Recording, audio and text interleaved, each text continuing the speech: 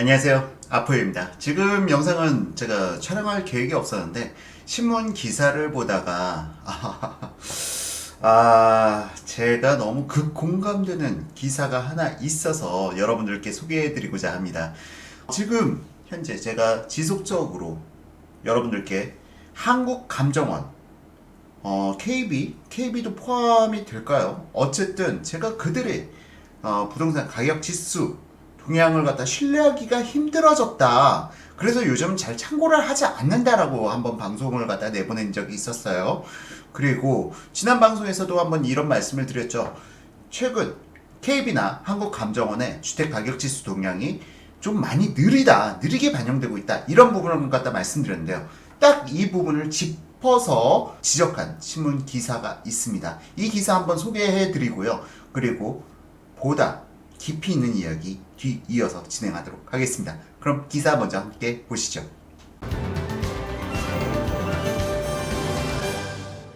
자, 기사 제목. 집 살 때 누구말 믿으라고 민간과 너무 차이나는 감정원 통계라는 제목의 기사입니다. 매일경제신문의 기사고요. 해당 기사를 작성하신 기자분은 박인희 기자님, 그리고 전범주 기자님, 송동우 기자님입니다. 자, 집값 통계 극과 극 보시게 되면요. 한국감정원의 집값 통계는 국내의 유일한 집값 관련 국가 공인 통계이다. 소비자들과 업계 종사자들은 이 통계를 보고 시장 방향을 가늠하고 내 집 마련이나 아파트 분양 시기를 저울한다.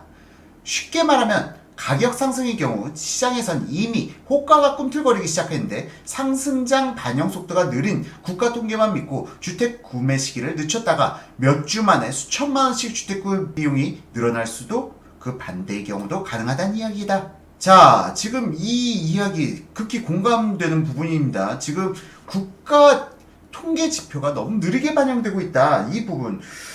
지난 방송에서 제가 말씀드렸던 부분의 내용과 너무 내용이 일맥상통해서 혹시 이 기자분들 중에 제 방송을 보시는 분이 계시지 않은가 살짝 생각이 드는데요. 일단 보시게 되면 한국감정원의 매매 주택가격 지수 동향을 보면 9.13 대책이 발표된 작년 9월 108.4였던 서울 아파트 가격 지수가 2019년 4월 107.3으로 떨어졌다. 7개월 만에 1.1%가 빠진 것이다. 그러나 부동산 114의 경우 작년 9월 지수 대비 올해 4월 지수가 오히려 높아져 0.9% 상승했다. 부동산 114에서는 0.9%가 상승했어요. 작년 9월보다. KB 부동산 역시 2018년 9월 111.7이었던 지수가 2019년 4월 113.8로 나타나 1.9% 상승한 것으로 드러났다. 자, 이게 뭔 일인가요? 과연? 이에 대해 한국감정원 측은 작년 9월 대책 발표 후 서울 아파트 거래가 거의 없었다면서 민간 업체의 경우 협력 부동산 중개업소에서 사실상 호가를 입력하는 방식이지만 한국감정원은 거래 절벽에서도 사고 팔릴 만한 가격을 추출해 통계를 내기 때문에 숫자나 추이가 다를 수 있다고 설명하였다. 자, 이게 무슨 얘기인가요? 거래 절벽에서도 사고 팔릴 만한 가격을 추출해낸다. 거래 절벽에서도 사고 팔릴 만한 가격을 추출해요? 이분들은 거의 신적 능력을 가지고 계신가요? 거래 절벽에서 어떻게 사고 팔릴 만한 가격을 추출하나요? 아니, 가격이 4억짜리가 5억으로 뛰었어요. 자, 그런데 서로 눈치 보기 경쟁을 하고 있어요. 매도인들은 절대 팔 생각이 없어. 5억에서. 미쳤다고 팔아? 살 사람들은 옛날에 과거 가격만 생각하면서 4억대에서 무서워 5억 어떻게 접근해 하면서 저울질하고 있는 단계예요. 여기서 한국감정원이 자신들의 주관을 갖다 개입시켜서 거래 절벽에서도 사고 팔릴 만한 가격을 추출했다고요? 신입니까? 자, 이어서 보겠습니다. 그러나 어느 정도의 선이 팔릴 만한 가격인지 기준 등에 대해서 일절 설명하지 않는다. 이게 말이 안 되죠. 이거는 통계 주관이 이미 개입되어 있다는 이야기입니다. 자, 양쪽 모두 협력 중개업소의 매물 등록 가격을 사용하지만 한국감정원은 직원들이 직접 개입해 감정평가 방식으로 거래 가능 가격을 도출하는 반면 민간은 통계 이상치를 제외하고는 현장 중개업소의 정보나 판단을 최대한 존중하는 특징이 있다.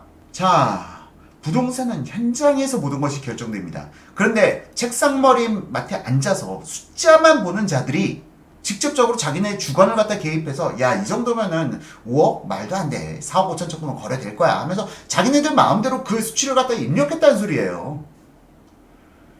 아하, 이게 참 문제가 있습니다. 매일경제는 취재 과정에서 한국감정원 표본 공개와 표본 선정 관련 절차를 질의했지만 주택가격 동향지수 발표는 민간업체와 경쟁적으로 사업을 하는 부분이라 표본의 지역 배분과 구체적인 대상이 공개되면 영업상 비밀이 침해될 수 있다. 표본을 공개할 수 없다는 공식 답변을 받았다. 이게 말이나 됩니까? 자기네들이 지수를 갖다 발표함에 있어서 이 지수의 객관성을 갖다가 공개를 못하겠대요. 딱 걸린 거죠. 자기네들이 통계 조작하고 있다는 거. 자기네들 마음대로 이건 이럴 거야. 통계가 아니라 자신들의 주관이 이미 개입된 지수라고 볼 수가 있는 대목입니다. 또 어떤 외부 전문가가 표본의 적정성을 판단하는 질문에도 사단법인 한국조사연구학회에서 표본 보정을 하고 사단법인 한국조사연구학회? 이를 외부로 다시 줘 문제가 있는지 체크한다면서 외부에 대한 구체적인 정보는 밝히지 않았다. 외부 뻔하죠. 경실련이겠죠. 경실련이라든가 아니면은 민간 현재 현 정부 친정부 성향의 민간 단체들이 대거 포함되어 있을 것이라고 추측해 봅니다. 고준석 동국대 경영교수는 감정원과 민간 업체의 최근 2년간 서울 아파트가 상승률이 20포인트 차이가 난다고 하면 통계 자체에 대한 불신으로 시장 불안을 조장할 수 있다며 정부의 눈치를 봐야 하는 감정원이 덜 오르는 지역을 표본에 많이 포함시키고는 아닌지 합리적 의심이 가기 때문에 국가통계기관으로서 공신력을 확보하기 위해 표본에 대한 세부 정보를 공개할 때가 됐다고 주장했다. 고준석 교수님 같은 경우는 저는 일단 신뢰하는 전문가 중에 한 분입니다. 자, 어쨌든 지금 이런 상황이 발생되고 있다는 거 상당히 우려스럽죠. 자, 이 기사 네이버에서 집 살 때 누구를 믿으라고 하고 검색하시면은 바로 나타납니다. 매일경제신문 기사고요.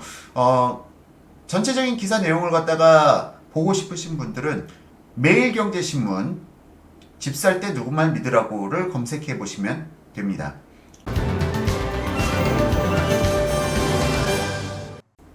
자, 여러분 좀 쇼킹하시죠? 저도 지금 상당히 쇼킹한 기사였습니다. 어느 정도 지수를 갖다가 어떻게 산정하는지 그건 저도 몰라요. 한국감정원의 지수를 갖다가 저는 크게 신뢰하지 않습니다. 특히 현 정부 들어선 이후로 더 신뢰를 하지 않아요. 갑자기 이상해졌어요. 지수를 어느 순간은 언제까지는 상당히 신뢰할 만 했는데 이전 정부의 한국감정원 주택가격 지수 동향은 저도 종종 인용하고 신뢰를 했어요. 그런데 현 정부가 들어서고 나서부터 이상한데? 상승이 왜 이렇게 느리게 반영돼서 나타나지? 혹은 아니 하락폭을 너무 과도하게 잡는데? 지금 상승하고 있는데? 싶은데 엇박자를 갖다 종종 내왔어요. 제 기준으로는 국토교통부 실거래가 기준으로 해서 판단하는 거고요. 뿐만 아니라 저 역시 지역마다 여러 공인중개사 사장님들하고 통화를 하곤 합니다. 자, 그런데 지금 한국감정원 지수가 왜 이렇게 다르게 나타나나요? 그 부분에 대해서 제가 작년엔가 KB 부동산 연구소를 갖다 한번 방문한 적이 있었어요. 와, 갔는데 거기 제 말을 갖다 들으러 오신 분들이 스펙이 어마어마하시더라고요. 기본이 연구소에 들어가시려면 기본이 유학파 혹은 석박사, 석사도 별로 없으신 것 같아요. 박사 혹은 해외 유학파 뭐 그러신 분들이 쫙 자리 포진해서 이야기를 갖다 듣는데, 자, 정말 석박사의 학위를 가지신 분들이 분석하는 내용들이 왜 현재 시장과 일치를 하지 않는가? 왜 이런 아포유 나부랭이 같은 민간 분석가의 분석이 더 현실에서 맞게 떨어지는가? 이 부분에 대한 걸 갖다 제가 말씀드리자면은 조직이라는 부분의 특수성을 갖다 여러분들이 이해를 하셔야 돼요. 조직에서 실무자들의 역량은 어마어마하게 뛰어나요. 하지만 이 실무자의 역량을 완전히 무너뜨린 게 있습니다. 바로 수장이죠. 한 개의 팀에서는 그 팀장이 그 팀의 수장이고요. 그 팀 위에는 임원이 그 팀의 수장입니다. 그 임원 위에는 사장, 소장 뭐가 있겠죠. 결국 그 팀원들, 그 역량이 뛰어난 팀원들은 사장이 의도한 바에 따라서 혹은 임원이 의도한 바에 따라서 혹은 팀장이 의도한 바에 따라서 움직일 수밖에 없어요. 조직이 생리라는 게 그렇습니다. 특히 대한민국 조직의 병폐 중에 하나예요. 그 부분은 밑에서 위로 올라가는 게 아니라 위에서 밑으로 내려와요.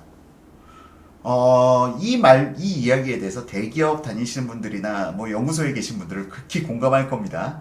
밑에서 위로 올라가야 되는데 위에서 밑으로 내려오는 시스템이기 때문에 아직까지 한국 사회의 기업 시스템은요. 연구소도 마찬가지예요. 자, 그러다 보니까 한국 감정원장이 어떤 성향의 사람이냐. 한국 감정원장을 갖다가 낙하산으로 꽂아버렸다. 그럼 그 사람의 성향이 어떤 성향이냐에 따라서 조사 결과가 달라질 수밖에 없는 그런 문제가 있어서 통계라는 것은 최대한 객관적으로 기준을 가지고 분석을 해 나가야 하는데 지금 기준이 객관성이 없어요. 한국감정원이. 자기네들 주관대로 거래 절벽 상태에서도 팔릴만한 가격을 자기네들이 임의로 산정했대요.